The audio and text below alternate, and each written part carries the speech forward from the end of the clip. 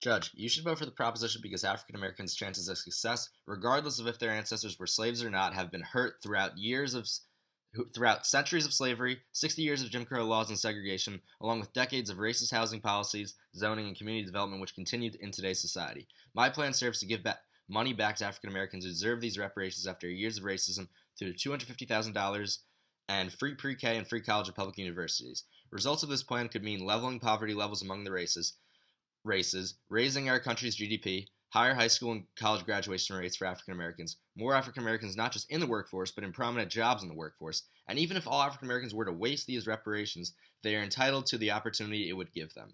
Not to mention that the U.S., by doing this, sets a great precedent that countries should be making up for past wrongdoings, and that's how our world should progress.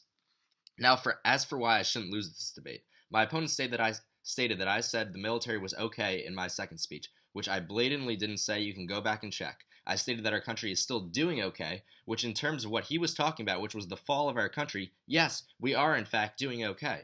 Secondly, my opponent once again is putting words in my mouth. I implore you as the judge to go back in my second video and find where I said we need to assume the money from the budget will be taken over time. I literally never said this. My opponent stated my plan would cost $10.4 billion in his first speech, and with the defense budget being roughly $600 billion, my plan was always going to be 0.016% of the budget. I never changed that. Lastly, my opponent's point that my plan would actually cost $10.4 trillion, although correct, should not be considered. He was the person who stated the plan would cost $10.4 billion originally in his opposition opening speech, and I rebutted his argument based off of this premise. I simply don't have enough time to fairly rebut this newfound information and premise that he dropped in his opposition rebuttal speech. The whole debate was based off the premise that this plan would cost roughly $10.4 billion, and because he was the one who said this, he can't change this so late in the